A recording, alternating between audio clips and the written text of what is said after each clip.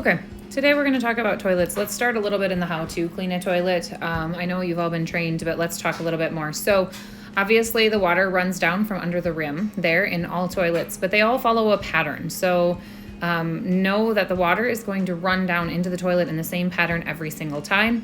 So if your toilet at your location has a leak and it's dribbling often, you're going to see lines forming where that water runs down. And also, if the water sits in the toilet for longer than a day or a couple hours, or you have really, really hard water, you're going to form a ring around there.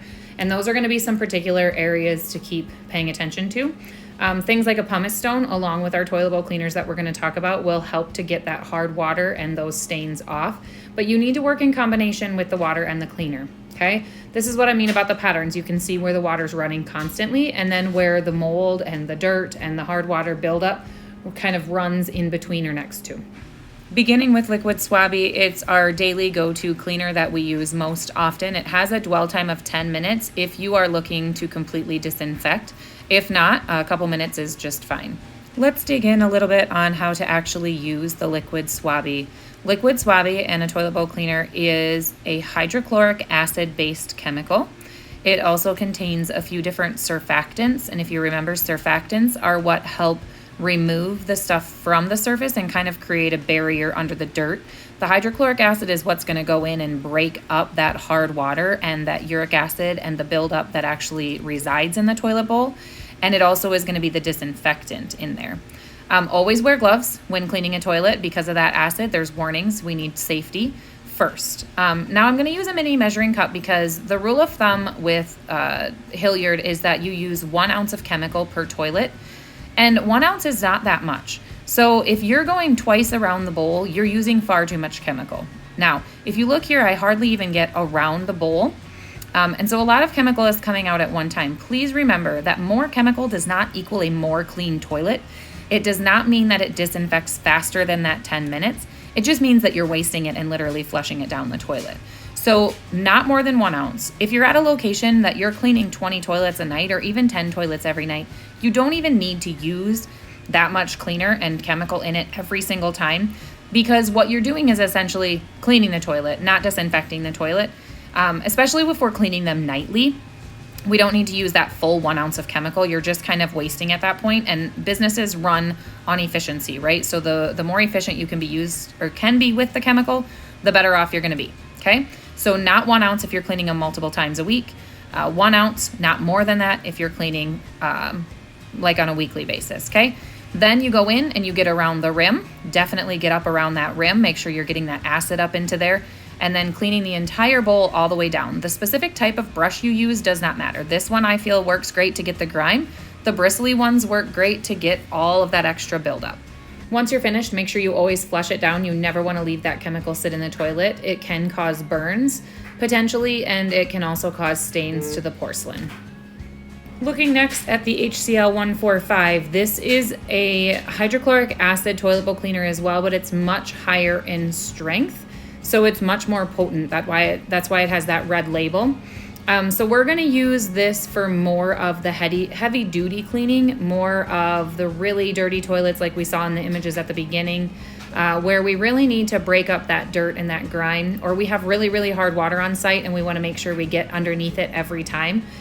So those are the locations we're going to use this at. All right. So when you do a super deep cleaning of a toilet with this HCL or a pumice stone, the first thing you're going to do is you're going to shove all of that water down into the trap, okay? And you just do that by using your brush and just forcing that water down. It does take some time. And unfortunately, you're going to notice that the tank of the toilet that I'm using has a leak, so it's not sealing properly.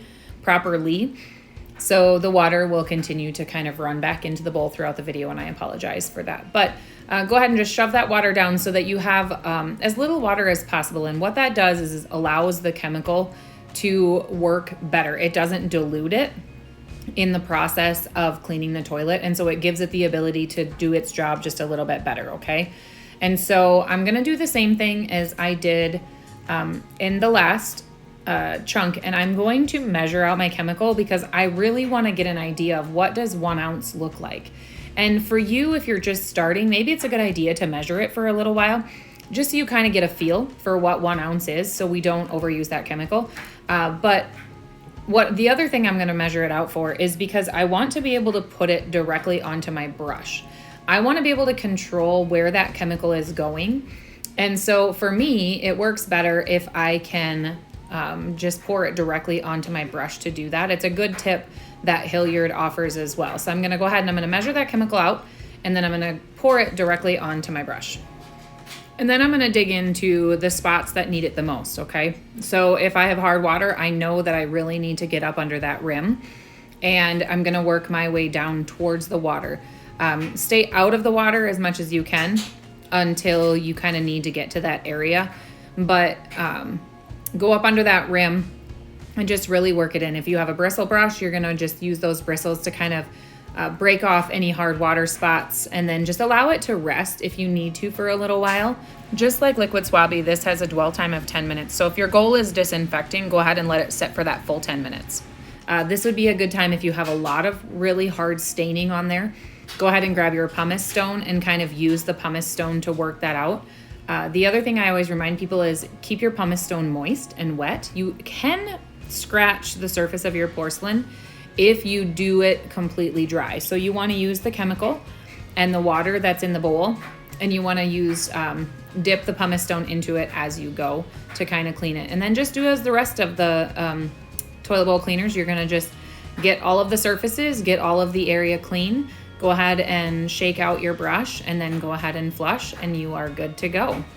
So the last question to answer is, now we have 2 toilet bowl cleaners, so which one do we use and where do we use them? If you're at a location like an office building and you're there on a regular basis and the toilets don't get very dirty, you're always going to want to use the liquid Swabby. If you're at a place that definitely has hard water, or it seems to build up quickly, or we're not there very often, then HCL is probably the better choice. Top to bottoms almost always are going to be HCL if it's not a very well kept up location. If you're ever not sure, just ask at the office and they will help you.